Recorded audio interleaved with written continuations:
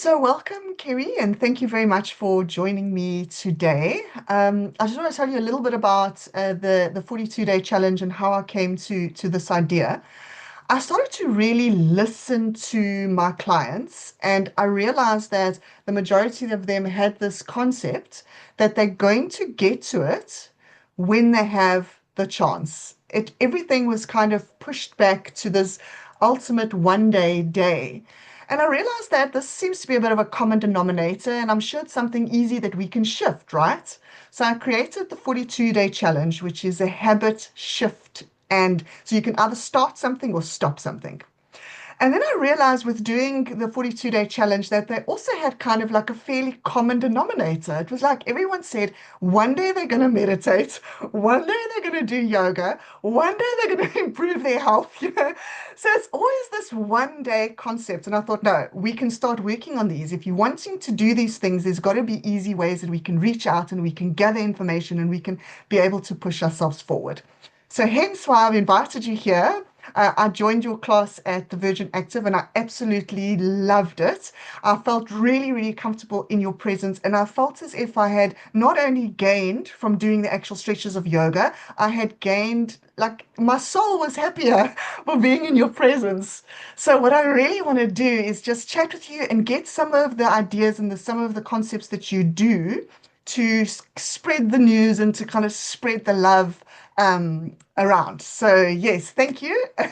Um, yeah, so the first thing I want to know is from your journey, how did you get into yoga?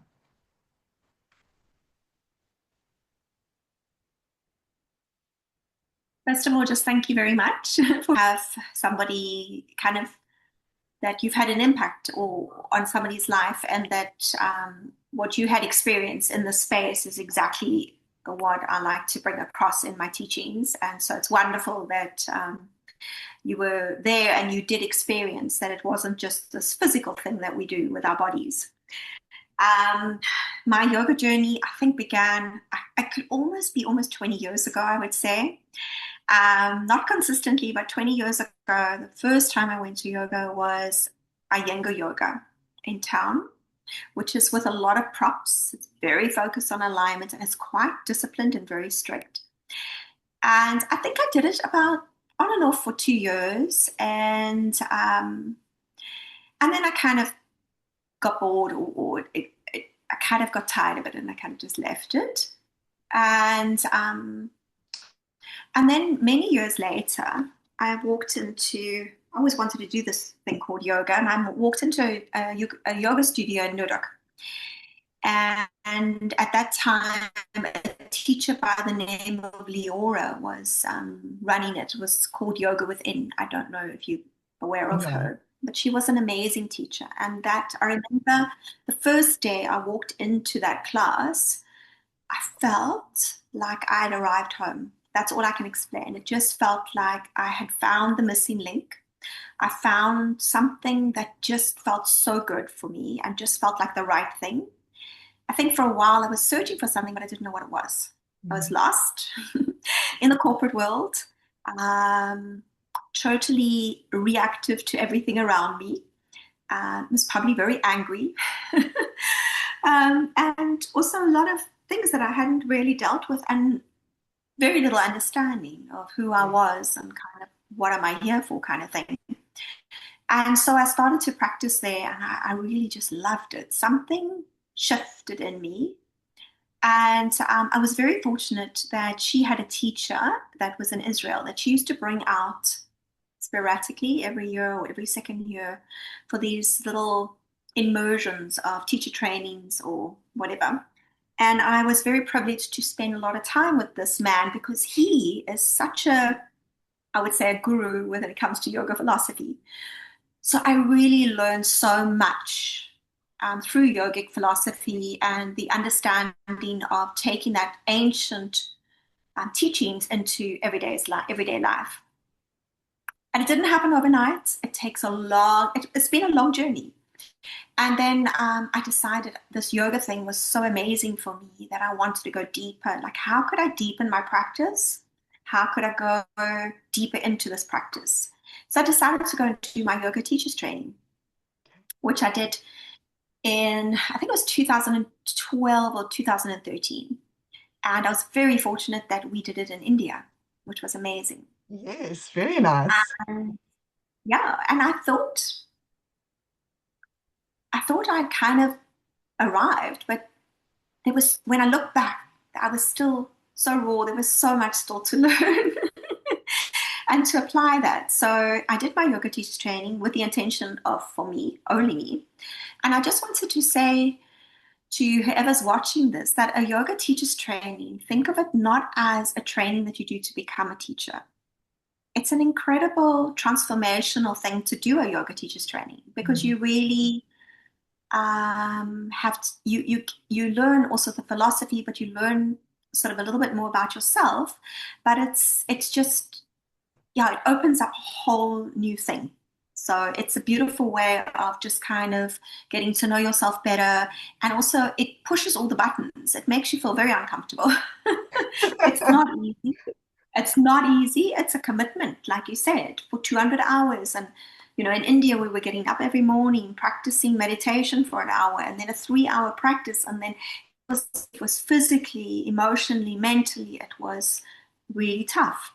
And that teaches us how to deal with the difficulties in life, the Mm. tough moments off the mat. And then I came back, and then my teacher at the time, or one of the guys that owned the yoga studio that took it over from Leora, said to me, "Oh, can you teach some of my classes for me?" And I was like, "Oh, I don't know. I've just come out of a training." Anyhow, and I started teaching. And I did that not sporadically, but I taught a few classes here and there.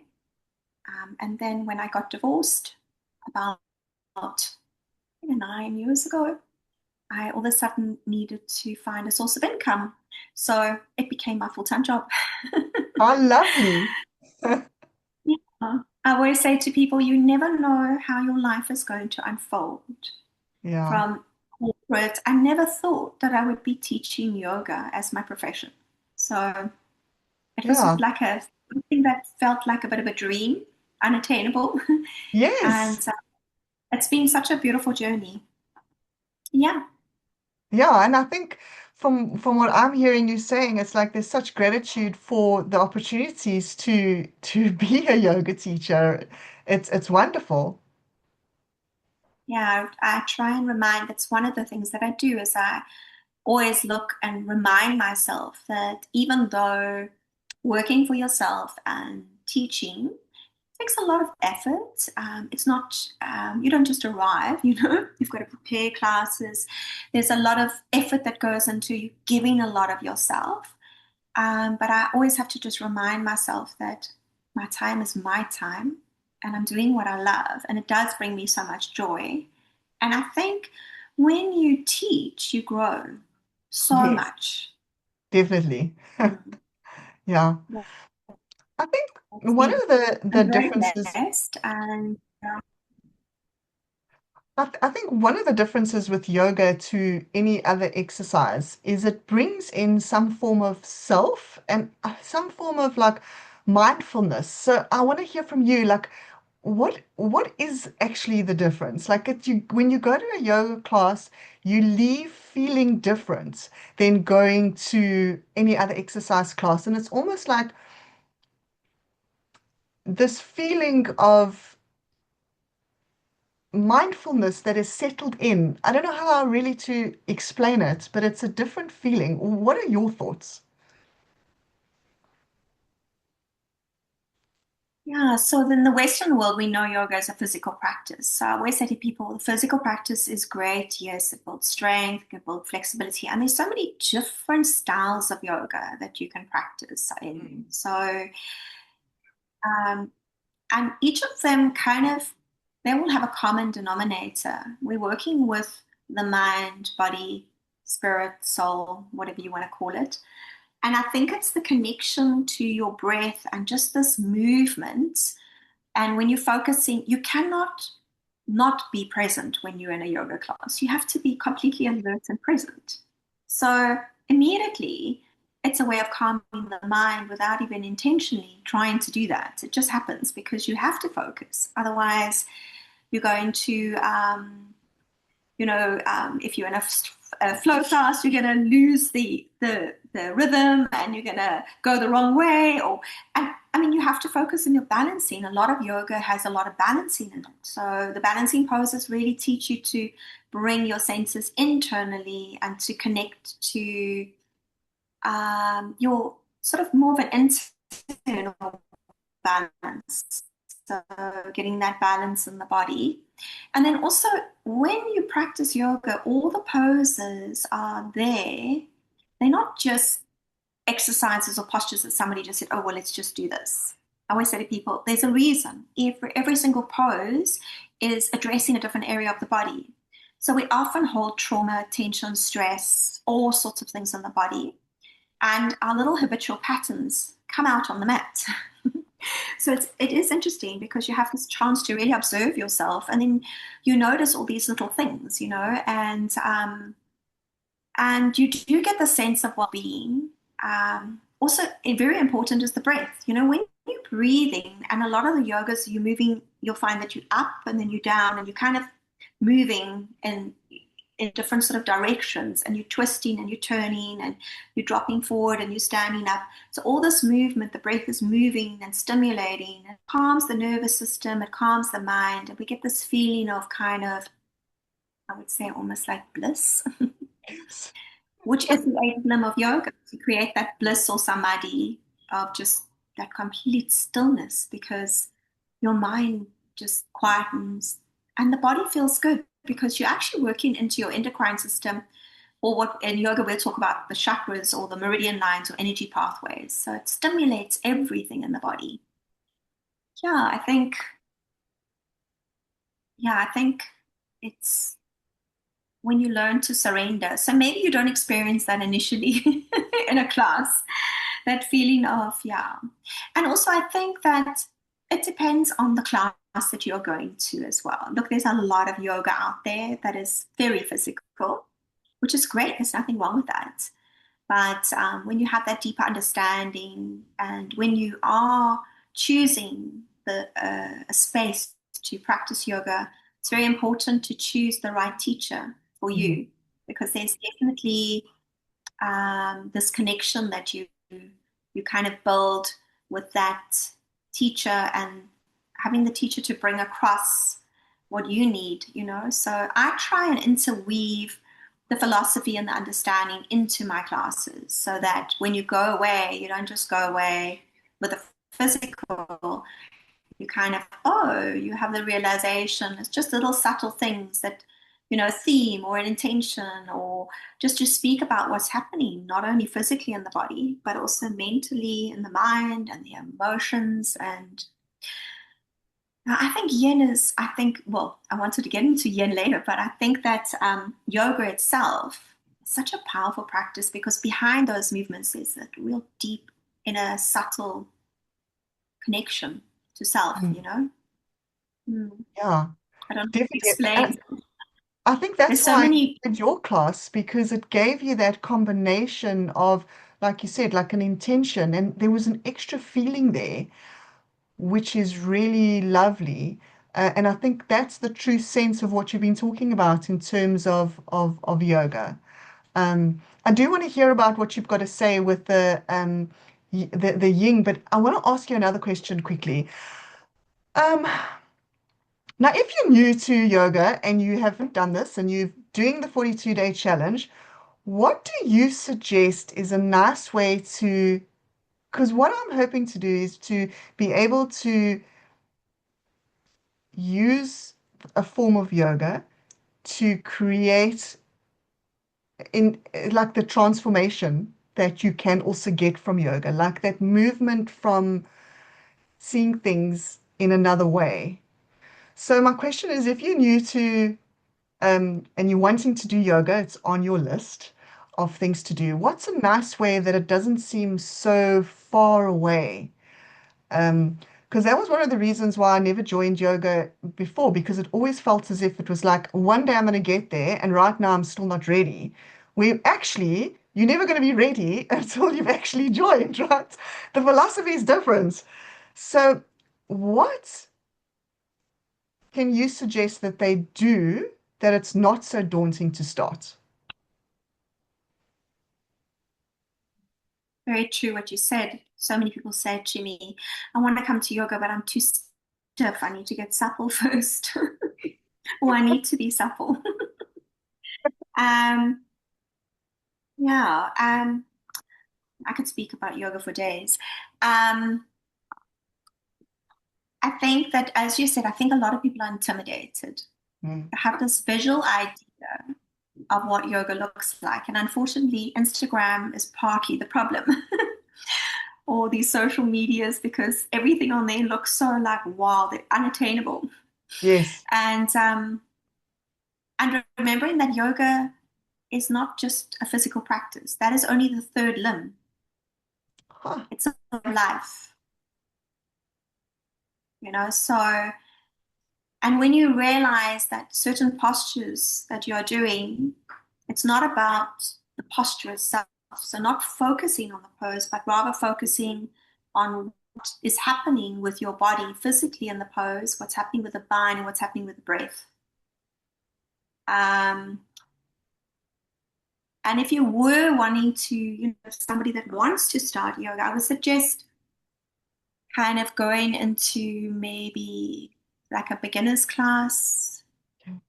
Um, they don't have that regularly, but I do, what I do is I actually host some beginners series where I invite people to come, and it's 6 weeks, like it's only 6 weeks, not 40 how many days is your 40? It's 42 And days. kind of where they feel comfortable in it. Everybody, yeah, and you can go just slowly and gently. Okay. But if you're really not so into the physical aspects of yoga, you could also start to just learn some kind of form of meditation. That is also yoga. Um, I know it's hard to begin, but I think as I've got older, and as life, as I've evolved through life, I've come to a realization that I too, have got all these things that I want to do one day. And I think you just got to make that decision. I want to start something, and then choose where you want to do it. So if it is a 6-week beginner course, or you find, or of an amazing teacher, or somewhere where you can go where you're going to feel comfortable. So there's a lot of smaller studios around as well that are very intimate. Mhm. I teach for a studio in Bishop's Court, and the classes are small. There's 3, 4, 5 people. That could also be a place to start. And then just I always say, make a commitment. Pay for a month. Pay up front, commit it, put it in your diary, and then that is your time that you're going to go and do this practice. Yeah, because it takes discipline, and once you get into the practice and you start practicing regularly, you really begin to notice how your life shifts and everything starts to shift. Your thoughts, the way you behave, everything. And then you realize that you actually need that yoga, because every day, if you're not on your mat, or if you don't take time for that, you're going to feel something is missing. It's like brushing your teeth, Yes. trying to get into that regular habit. I don't know if that helps a bit, but for those that are afraid, just realize that there's many people that are practicing yoga that are not experts at it. Yes. You don't need to be experts. In fact, I think it's more important to have that connection to the body and to move as best as you can, than rather to try and push yourself to do something that your body's not ready or supposed to do. Mm. Yeah, that's a nice one because you always feel as if, you need to do it as perfectly as it's been shown to you. And it's about just recognizing what your body's saying to you. Yeah, and not put yourself under so much pressure. It's expectations. Yeah. The other thing that I find um, really interesting is that a part of what I try and in kind of just suggest is that we no longer kind of have fun and take that like risk of trying something new. And if we're having fun as adults, we default to bad things. We drink too much or we do something that's actually not fun and not good for ourselves. So I always try and say, like, can we not do something fun where you get that excitable feeling inside of you, where you're challenging yourself to do something amazing? So maybe it's more like, go have challenge yourself and go do something that makes you a little bit afraid and join a yoga class. Like, that's exciting, right? Yeah. But that's life. I mean, Yeah, if we don't allow ourselves to be uncomfortable, we don't grow. So exactly. uncomfortability or places where you're uncomfortable, and yoga teaches you that as well because it teaches you to deal with the discomfort. So the whole, you're not going to arrive there and find it easy. It's not going to be easy. It's going to make you feel uncomfortable and many physically, mentally, emotionally. And that is when we grow through discomfort. So in the Yoga Sutras, they speak about Sturam Sukham Asana, having that steady and ease of breath throughout the practice. So in the beginning, I said it's a breath is important. So it is ultimately a breathing practice. So every day we're breathing, hopefully just a nice steady breath. And when we're on the mat as well, we bring the awareness to the breath. And when we come into a posture that's challenging, what happens? We hold the breath, or we kind of want to get out of it because it's uncomfortable. So in yoga, you have to stay there and you have to breathe. And then you notice what happens. The nervous system calms down, the body relaxes, and then you can work through that discomfort. And then when you come off the mat, you're actually almost like training your nervous system how to deal with things so that when you come off the mat, you don't even need to think about it. Your body intuitively knows, okay, this is uncomfortable, like that twist that we had to do in the yoga class. Okay, just relax, breathe, it's okay, everything's going to be fine. And just to trust in the moment and then just to surrender to whatever is there. And then Yes. you'll find that it just subsides. So it's a great practice. Yeah, that's absolutely brilliant because it teaches your mind to be resilient. Yeah. So I always say to people, when you do yoga, I said you can get physically strong, but also mentally strong. It really yourself, you strengthens you mentally so that you can really um, kind of come to that place of stillness. But I also think that you can start to make more that heart connection, not just always in the mind, to settle into the heart and then to think more from your intuition, to move from that intuitive movement or with your breath. Another interesting thing is that the breath is the one thing that happens naturally, but we have the ability to control it. Why? There's a reason. So pure breath work can really help us to deal with those challenging circumstances on and off the mat. Yeah. Oh, that's brilliant. That's really lovely. Yeah. So it's so much more than we ever actually, like, from someone who does never taught or researched, or I mean, I've gone to a couple of yoga classes. It's been lovely to hear the depth of what's there. It's what I felt, but I wasn't conscious of what I'm feeling. So that's great. Um, yeah, I'm actually quite excited now. I want to ask you, okay, so I sit at my desk a lot. Like I'm in this exact position for hours on end, other than when I now have realized, okay, I'm hungry or I need to do something. What can I do if I'm sitting here that can help me stretch or help me, or even if it's a breathing thing, what can you recommend? Yeah, so that is very common. A lot of people sitting at desks for long hours. So what happens is, these muscles shorten and the back sort of overstretches, maybe becomes weak because we often like this position. Yes. So a great one for that would be any heart opening position. So we haven't spoken about yin yoga yet. I'm very passionate about yin yoga, even though I do teach lots of different styles. But in yin yoga, there's a pose called reclined butterfly. where you lie on your back. And if you have like a big cushion or a bolster, you prop it up under behind the back. So I can just demo with blocks Yes, for now. So please. Yeah. I've got one block though. So let's just slide down for a moment. So if anybody can see me. So just lying. So imagine you've got a big cushion at the base of the spine, or you could use a few blocks. These blocks are a little bit hard. And then just lying over the block. So you pop up. So that's the upper spine, and then just open the arms.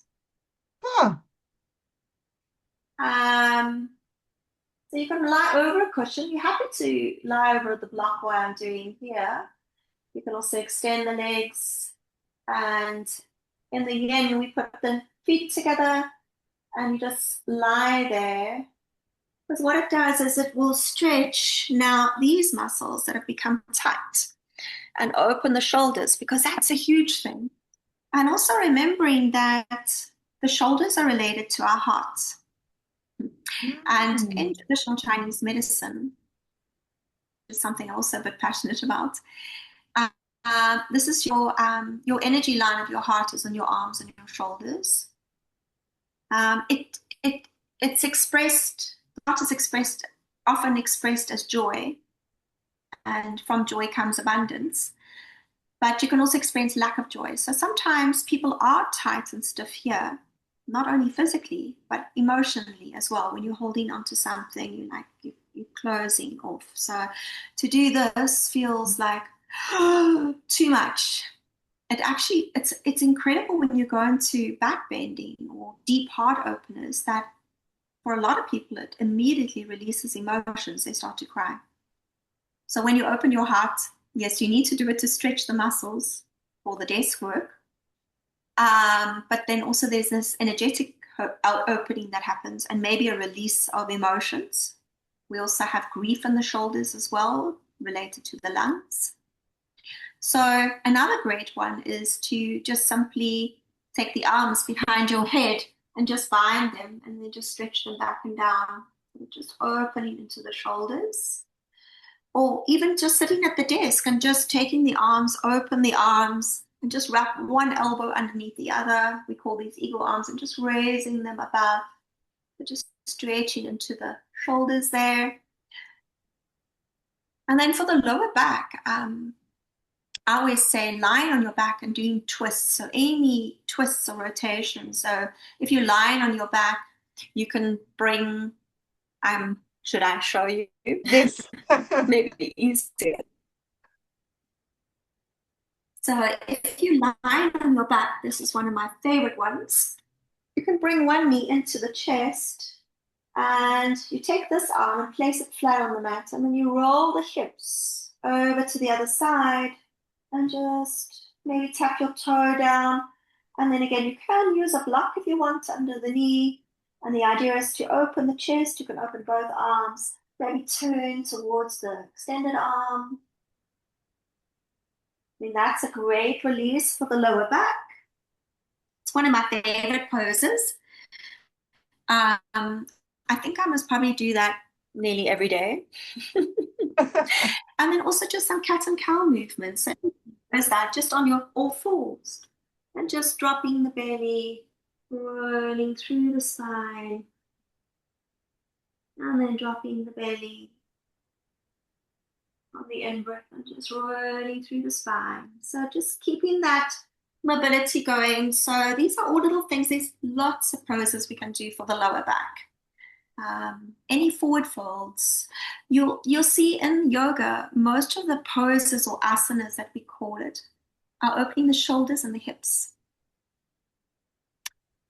because it's preparing you to open your heart. So when the shoulders are open and the hips are open, you can go into deeper back bends. It's not about achieving the back bend. It's just about opening the body as far as what's available to you into when you reach kind of what we call, in yin, we call it the edge, where you reach that place of slight discomfort and then just staying there. So I always say to new people, it doesn't matter what it looks like. How does it feel? Ah, Think that's a about, wonderful one. yeah, Think about how this posture feels. Where do I feel the tension? Where do I feel the relaxation? Which parts of the body are relaxed? Am I breathing? Are there any emotions coming up? So just kind of taking time to observe what is happening. And I often say when I teach big groups of classes, because I do, as you know, teach at Virgin as well, and often the classes are very full. I tend to try and cue more and demo less. And I always say to everybody, don't watch me or the person next to you. Listen, because you are all going to look completely different in the same pose. Nobody's going to look the same. Everybody's going to look different. It doesn't mean one's right and the other's wrong. And when you are not focused, when you are watching me or watching somebody else, you're not fully present in your own body. And then you miss those little subtle things that come up, you know? You don't realize, or feel, you don't allow yourself time to feel. But I think that's what's happened in today's life. Everybody's rushing. And Definitely. we don't deal with sadness, we don't deal with grief. Where something happens, and grief and sadness can come in many different forms, but we just kind of push it aside. I don't have time for this now. And then you just go. And then you keep going faster and faster because this keeps on coming here and you don't want to, you keep on pushing it down there. No, sorry, I don't want to do that now. Yeah. There's not enough time for that. Yeah. No, no. So that's the way we've been built. So I think yoga is supposed to be a deep internal practice. So when you take the focus away from the physical practice, the asana, then you realize that it's available to everybody because Yes. it is a just breathing Wonderful. practice. Yeah, we all breathe. We all You're breathe. taking your body and just placing it into different shapes. I like to think about the body like a piece of clay, and you kind of just playing and molding and taking and changing it into different positions and just, oh, how does that feel? Oh, how does that feel? What's happening here? Oh, I'm holding my breath. Why am I holding my breath? Little things. There's something else that I wanted to say about the. I want to know something. So there's the physical aspect of yoga and the breath aspect of yoga. Yes. So it's those two. Well, no, I think yes and no.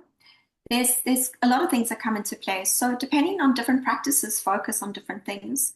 I practice Ashtanga most of my life, and it's still my favorite practice. It's quite a strong practice, but I like the physicality of it. For me, when I'm physical, that's the way I can access myself. Yes, I Some people understand. are, yeah, I can access myself through the physical work. So when I'm moving with my body and your breath. So if we think about yoga, it's about following your breath.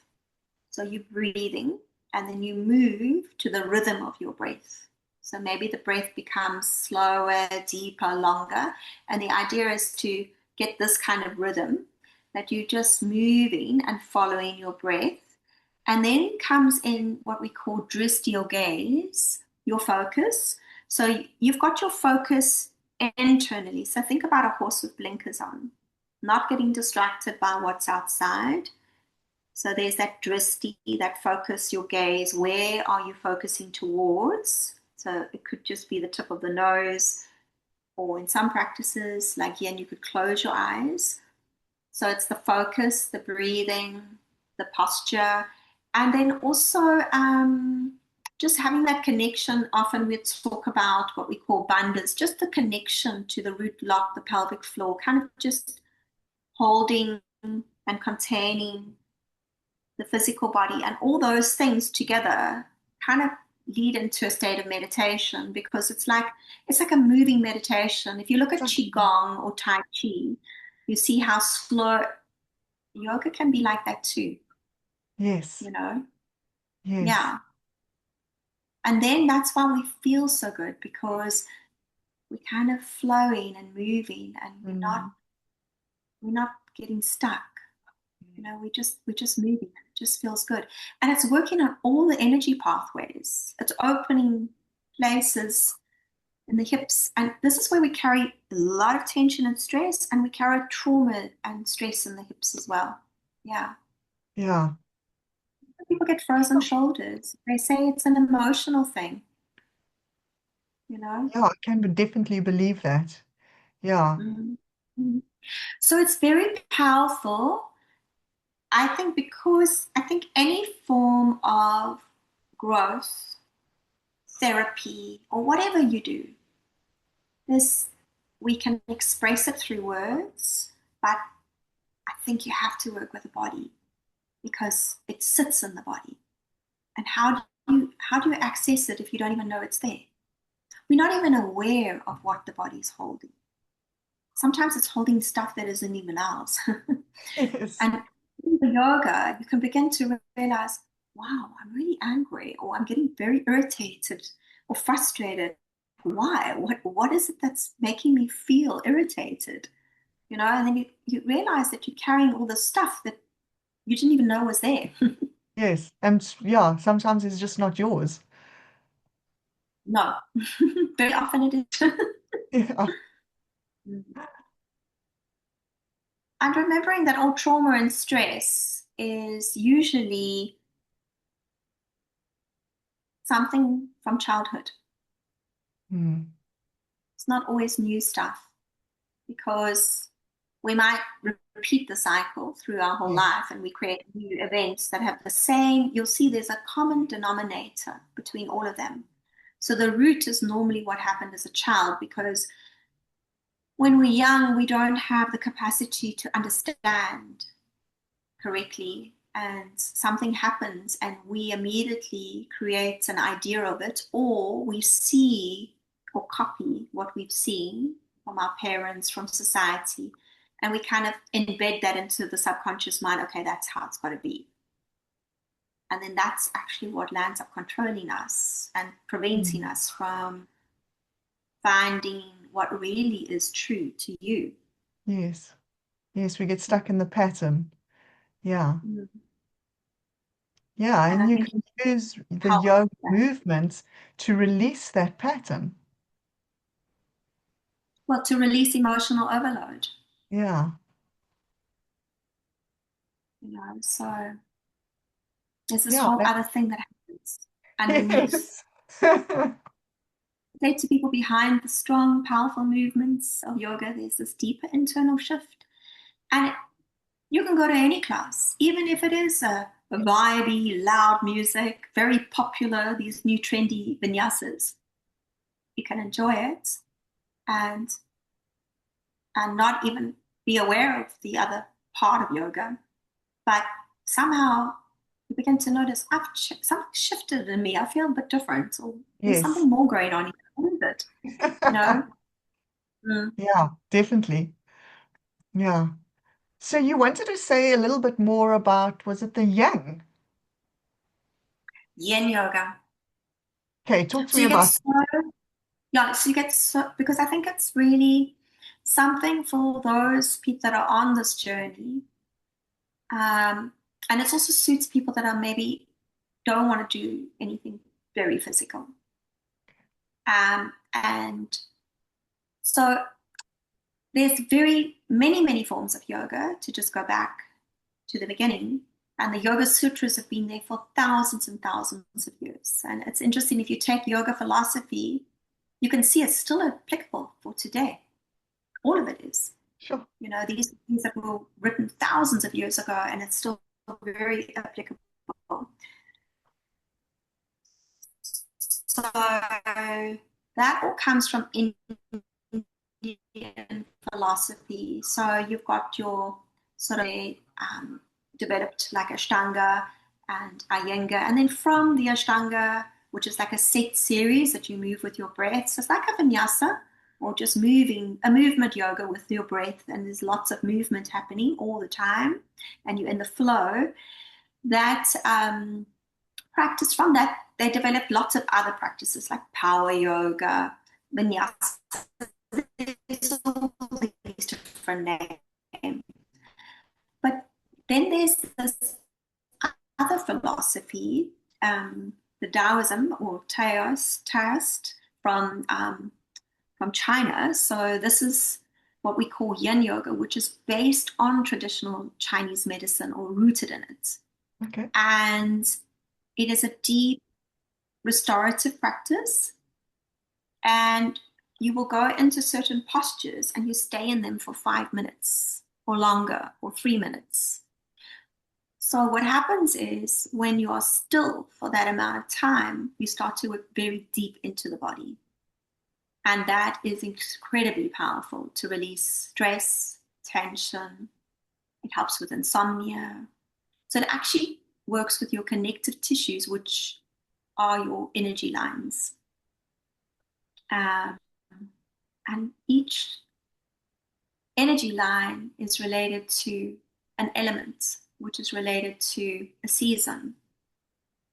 And so that you can start to see how the different seasons kind of support each other and how the one gives birth to the next and how we are a part of that. So we need to realize that we are part of nature. So we need to be more in sync with it. So there's also different emotions that are said to be in different parts of the body. So you can actually start to address deep emotions and yeah, it's just I think it's like 10 years of therapy on the mat. How wonderful. A therapist once came to a friend, he said, this is like therapy, you know? So I think it's important when you're working with the mind and, you know, meditation and all the different things that you're doing to maybe shift from a pattern to something new. Um,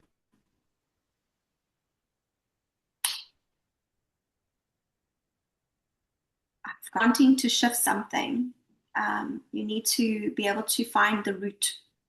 What is the root cause of this? And often it's fear. Mm.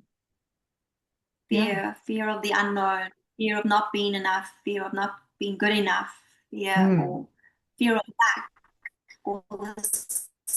We come from this place of lack. So yoga has taught me to be and to have this deep inner kind of trust and not to be afraid. And that's why I don't do someday, you know, do it now. Don't be afraid, you know, just start. Just Mm. start. Exactly. Don't be afraid. Just start. I think that's absolutely fantastic. Like Nike says, just do it. Or what do they say? Do it. Yeah. Yeah. uh, Good. Yes. uh, yeah, I think for me, I say it to so many people. If you are in a rut or you're going and you're noticing that the same thing happens over and over again, it will continue to happen until you change. You can't change the outside. You have to change the inside. Yes. And we can do that with yoga. And you can do that through Yoga, yoga. How wonderful. anything mindful actually. It doesn't have to be a physical yoga practice, but the physicality, I mean, the actual movement helps to shift and move things. Yes. Yes. I can understand that. So, Kerry, I had another conversation with, it was actually another life coach who does grief. And what I do at the end of my talks is I ask them to ask a question to the next host, and they don't know who I'm going to speak to next, mainly because I also don't know who I'm going to speak to next. So her question was, and I'm going to ask you, and then you must give me a question for me to ask the next host, right? Her question is, so what are you Wow. going Yeah. to do next? Like, what are you going to do next for yourself? Like, if you're pushing yourself forwards, what's next for you? On it. Yeah. next thing for me is to uh, cultivate more belief and in myself, and to to I'm going in a very different direction actually in this in this moment in time. I'm teaching yoga, but I'm really putting myself out there. I'm actually doing the scary thing. I've decided that I want to really that I value myself and that I have a lot to offer, and I want to share that. And often through fear or doubt, we hold Mm, back. And so I'm embracing that fear, and I'm going ahead, and I'm going to do my first retreat, and I'm doing workshops, and I'm just creating all the time. Because often we're afraid that, oh, if I do that, what if nobody wants to join? What if nobody yes. comes? What do I don't get the numbers? So it's just yeah. So for me, it's yeah, learning to let go of the fear and just take the opportunities now. You've got nothing to lose. Exactly, When exactly. I love it. you lose, the worst case is that it doesn't work, and then you do something Exactly, new. And exactly. that's, I mean, just bringing the yin yoga back into it again. The element of wood is associated with spring, which is new growth. And when we grow, before we grow, like the seed is like the thought or the intention. It can be quite scary because we do have this fear because we don't know, will we be able to blossom and bloom? And then accepting that new growth is uncomfortable, and that knowing that you have to move through the discomfort, and then you'll see on the other side, wow.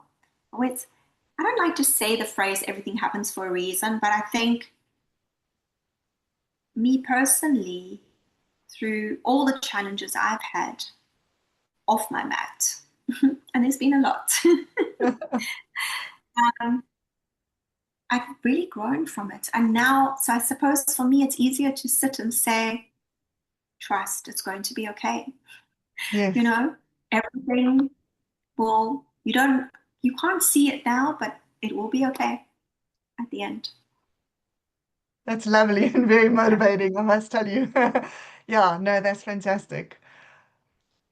Yeah, Because if you really trust, and if you look at nature, the sun always shines, spring is always here, then it's summer.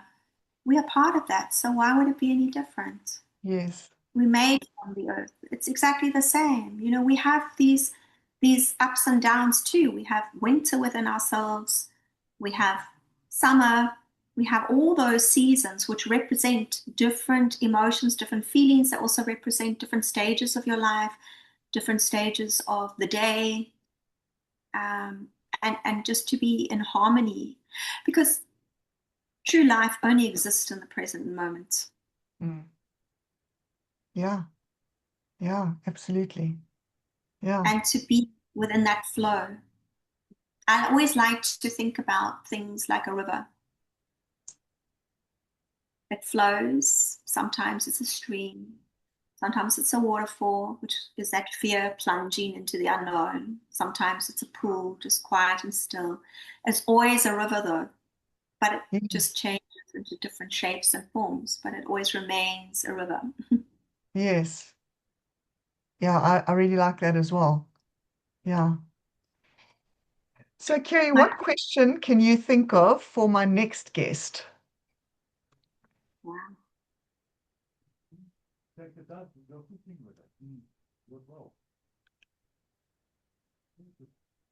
What has been the biggest, what has had the biggest impact on their lives for themselves, and how?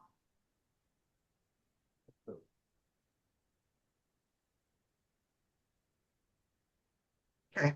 What has had the biggest impact? Mm. It's a beautiful question. Mm.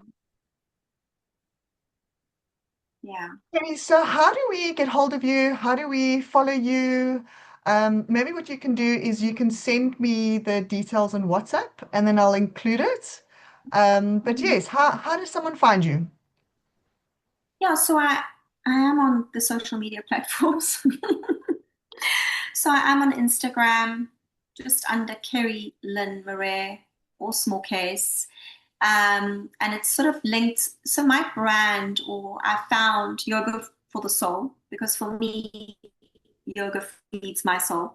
Yes. And when I started, I think most probably when I started teaching, it's been a long time. So it's Kerry Lyn Marais, and then it's sort of, it says Yoga for the Soul. I'm in the process of possibly changing it to a, so it's not just purely yoga on here, it's also me, because I'm human. I also have a life outside of teaching yoga, Yes. and my life off the mat as well. So they can find me there. Otherwise, I do have and I can share that with you. Yes, please. Yeah. I do also have a Facebook account. Okay. Also, Facebook is Yoga for the Soul.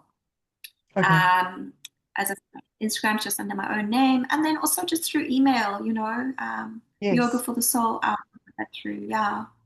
Okay. But Because you also mentioned that you do workshops, so it would be nice to be able, if anyone's interested in doing something like that, then we know where to plug into to get to know. yeah, because it would be lovely. It's so beautiful that you know they're doing this challenge with you, and then that you are looking for ways of how to support them.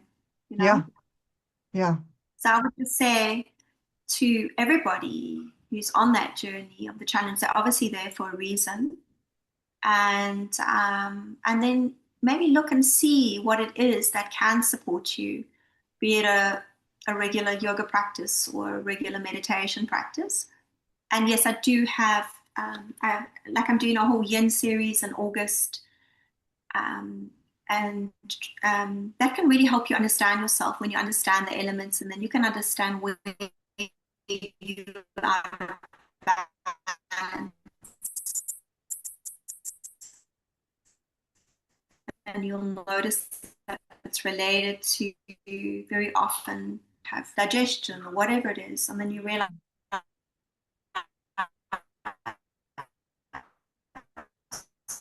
oh, the stomach. Yes, I do worry. Very interesting and fascinating. But yeah, they can check me out on any of those platforms. Good. Thank And will you share your Instagram with me? Yes, definitely, definitely. I'll send through my stuff to you afterwards. But thank you very, very much for agreeing to come and chat with me. I really appreciate the fact that you gave me your time. And yeah, like you, I like to kind of try and help people get to where they're going in some kind of way. So thank you for yeah, joining and helping me help them.